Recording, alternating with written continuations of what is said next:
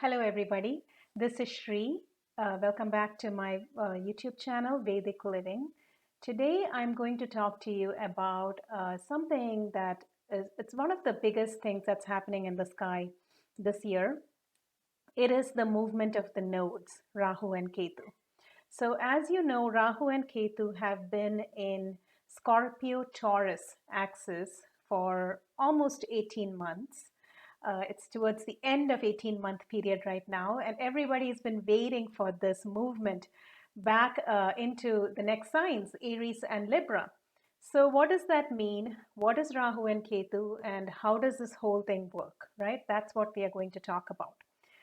So before we start, I want to remind you to check out my website, vedicliving.com. The link will be below this video. And while you're there, make sure you subscribe for my newsletter. It's called the News from the Cosmos. It's a free newsletter that I send out every month with everything that's coming up in the coming month. So it's kind of like a sheet, like a cheat sheet that you can have for the coming month. And it has all the dates and the events, and then you can kind of compare it to your chart and see what's going on, how you're going to be impacted by these events. And when we talk about your chart, if you want to see your chart and you don't have it right now, what you can do is on my website there is a button for a free chart calculator. So you can put in your information, you can see your chart, you can look at my newsletter and kind of understand where the transits are going and what that means for you. Okay, so make sure you do that. So let's come back to Rahu and Ketu. So what are these nodes, right? In astrology, in Jyotisha, we call them planets, but they are not really planets. They are points in space, okay? The best way I can explain it is if you think of the ecliptic, right, where the ecliptic plane with the planets and, the sun and everything, the moon does not actually go around the earth on the same ecliptic plane. It goes on a different axis, right? So what happens is the orbit of the moon around the earth, wherever that intersects with the ecliptic plane, the north node, the north part where the moon hits the ecliptic plane, and the south part where the moon hits the ecliptic, those are the 2 points. So the north one is called Rahu, the south one is called Ketu. Okay, so those are the 2 points. And in astrology, you'll hear north node and south node, Rahu and Ketu. There's many ways of calling them, but that's what we're going to talk about today. So in your chart, when you pull up the chart calculator on my website and you look at your chart, you will see that Rahu is in a certain sign and Ketu is in a certain sign when you were born. That means a lot because the nodes are really the karmic indicators, right? I call the nodal axis as the karmic destiny axis. It tells us what we have done in past lifetimes, what we have mastered in past lifetimes, all that stuff. So Ketu tells us everything that you've done in a past lifetime, everything that you've mastered. The soul has been there, done that. And then Rahu tells us what we are here to do in this lifetime. So that kind of that axis between Rahu and Ketu, that's where the soul is constantly going back and forth. So when things get difficult in life, we tend to fall back to the Ketu portion of things, that sign or the house where Ketu is in, because that's what the soul is comfortable with. It knows that area. It's really comfortable in that area. So we tend to fall back on that. But life will constantly push us towards where Rahu is, because that's what we are here to learn in this lifetime. So we are constantly like this ping pong ball going back and forth. And the whole intent of this lifetime, the moksha experience of this lifetime, is to understand the equilibrium between these 2 points. For the soul to understand that you cannot survive without one or the other. You need both. How do you find the balance between these 2 points, right? That's the whole idea. So until we get to that state of enlightenment, we are constantly going back and forth between this. Either we are completely in the Ketu portion of things, which at that point we are getting this push from society, from people around us to go towards the Rahu, or we are completely on the Rahu portion of things where we lose connection with our soul, right? We are too materialistic. So then we have to come back to our soul. So we are going between these 2 points all the time.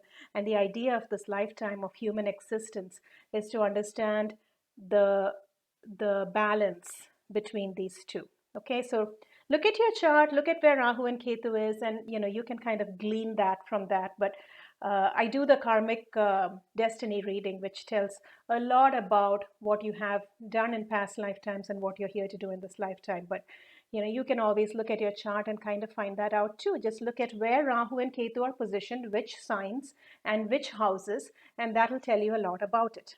Okay, so that's Rahu and Ketu. It's the karmic axis of the Vedic astrology chart. It's the karmic axis of the chart.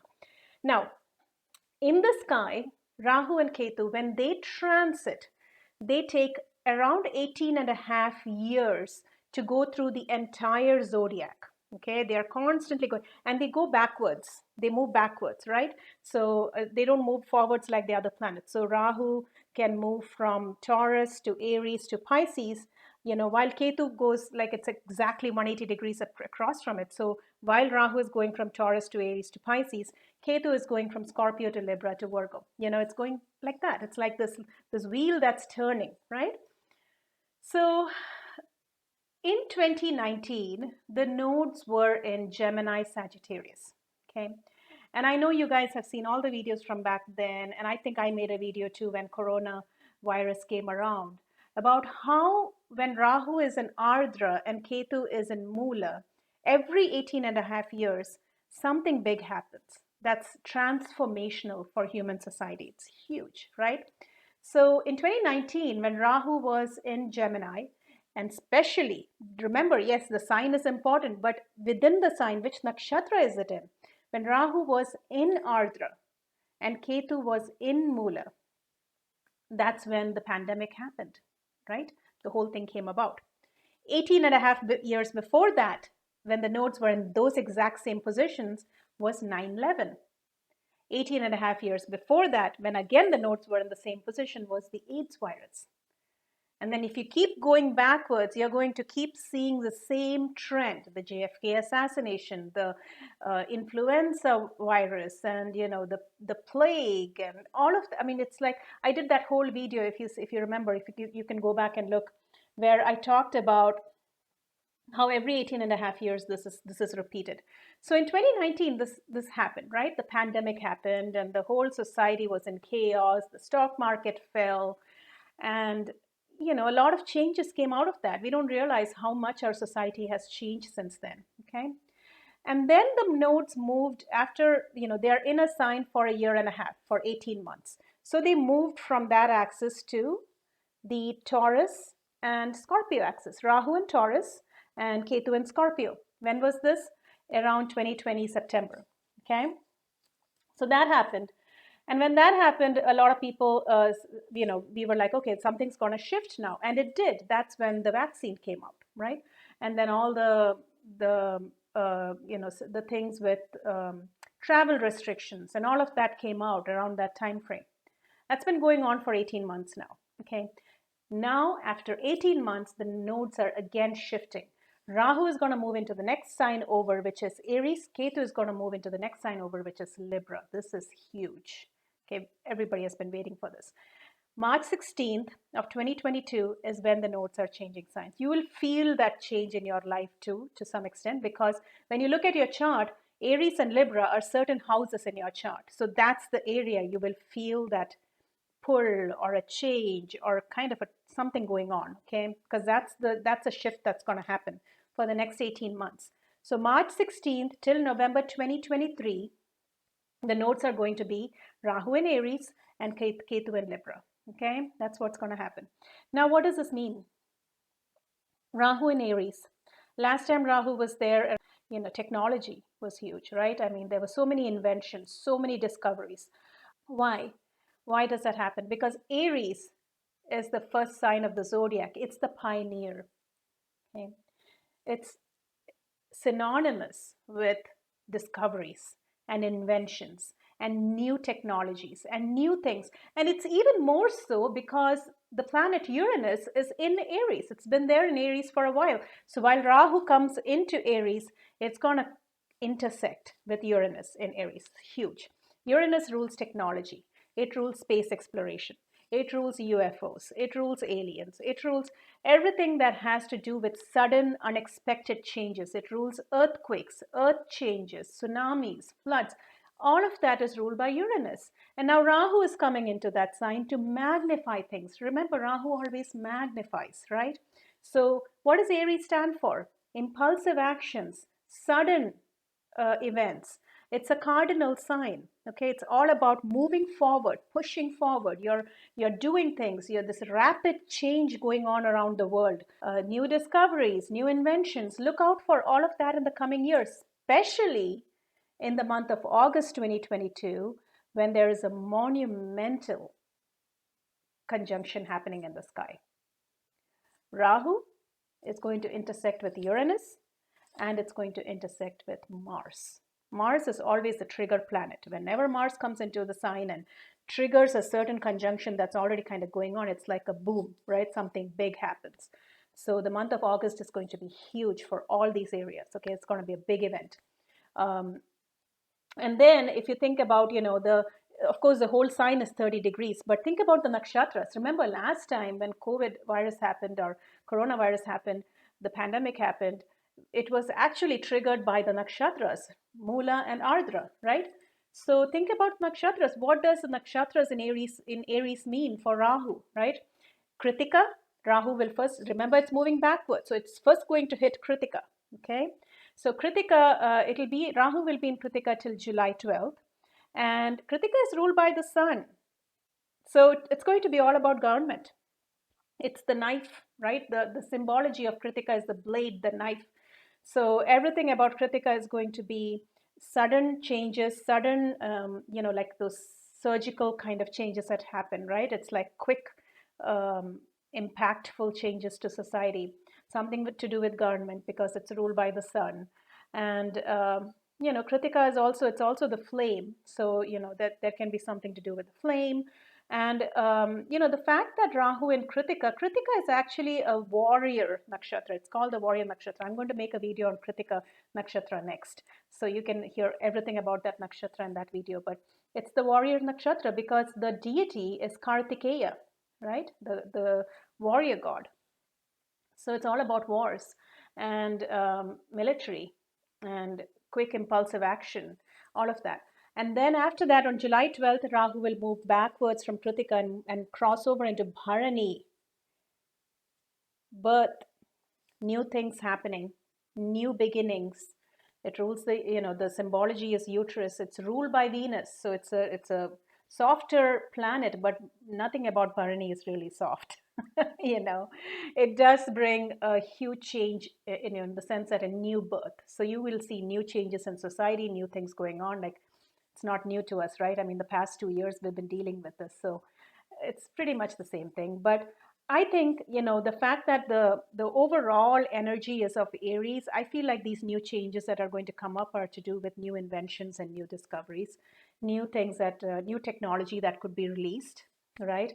A lot of talk is going around about the UFOs and the spaceships and aliens, and space exploration is huge, right now. So that could be it. And then after that, Rahu is going to move into Ashwini, right? Ashwini is the pioneer. I think this is where some of the biggest discoveries are going to happen. Okay, so that's you're going to see. At the same time, when Rahu is going to go backwards like that, Ketu is in Libra. Okay, and it's going to go from Vishaka. Remember, it's going backwards. So it's going to start with Vishaka, 29 degrees of Libra. Then it'll go into 28 degrees, 27 degrees, 26 degrees. It's going to go backwards. Vishaka, it's going to be there till September 23rd. Okay, and this is ruled by Jupiter. This nakshatra is ruled by Jupiter. So Vishaka is all about success and determination. Remember, the whole idea of the sign of Libra is the scales of justice. So you'll see a lot of people forming groups and organizations, standing up to what they believe in, and they'll want to make their truth known, right? They'll want to be outspoken, free speech. You're going to see a lot of that. And, the government control and everything is going to get challenged because Ketu and Libra will bring that kind of an essence. And with Jupiter ruling Vishaka, I think the first portion of this till September 23rd is going to be all about, speaking up for what you believe in.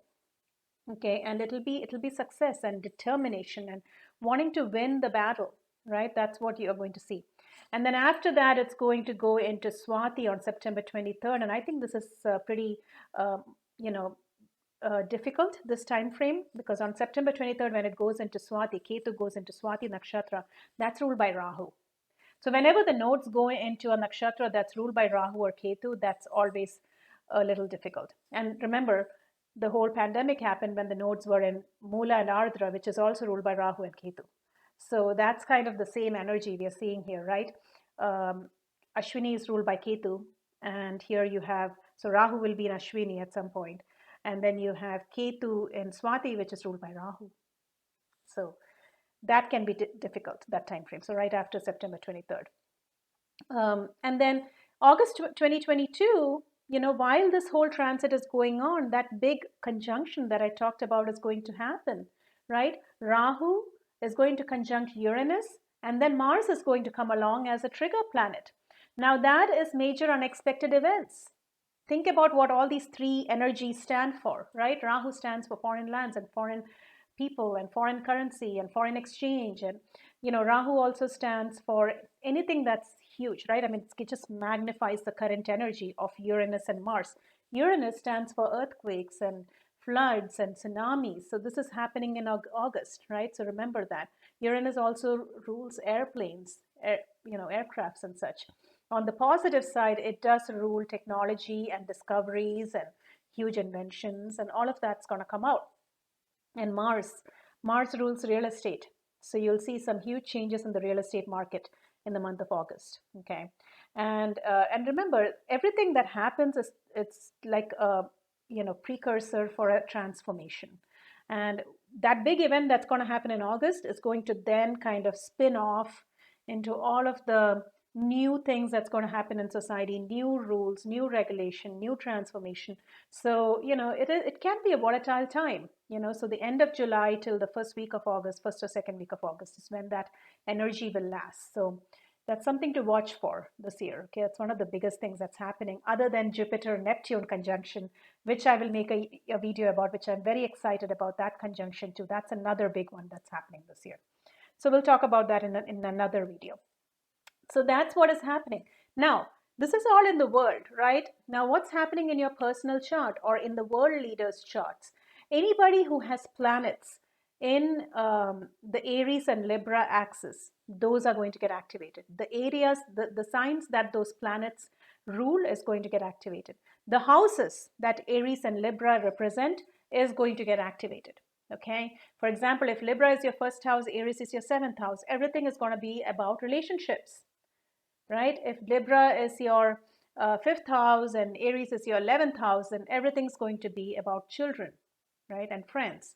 So just remember what those houses are ruling, and that's the area you're going to see the churn in, the changes and the transformation going on, right? And, the reason that happens is because wherever the nodes are is where the eclipse is happening. Remember, the eclipse happens, you can go back and watch my eclipse video, which I talked about all of this in detail there. Whenever Rahu and Ketu are in a certain point, when Sun and Moon come and conjunct Rahu and Ketu, that's when the eclipse happens, right? So every year there'll be two of those eclipses around. It's going to be around April and November, because that's when Aries and Libra get activated. So by the movement of the Sun. So when that happens, those are the houses that get impacted in your personal life. So pull up the free chart calculator on my website and see which houses these are, Aries and Libra. That'll tell you a lot.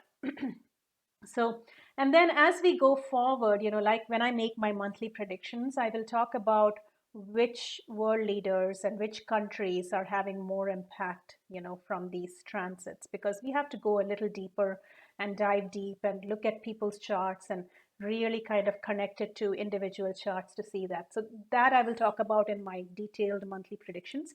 But for now, I just wanted to kind of give you an idea about this huge thing that's happening this year, right? Rahu and Ketu moving places for the next 18 months. Okay, so and then after that, of course, the next big one is August 2022, when we have Rahu, Uranus, and Mars conjuncting. And then we have the Jupiter-Neptune conjunction that's also another big event that's happening this year, which I think is going to be immensely spiritual and enlightening for a lot of people. And that is another big one. So I'll be making a separate video on that because that's a huge topic to discuss. Okay. So that's what I wanted to talk about, and I'll see you next time in my next video. Don't forget to subscribe because I'm going to make a lot more of these videos going forward. And let me know your thoughts in the comments below, and I'll see you next time. Thank you.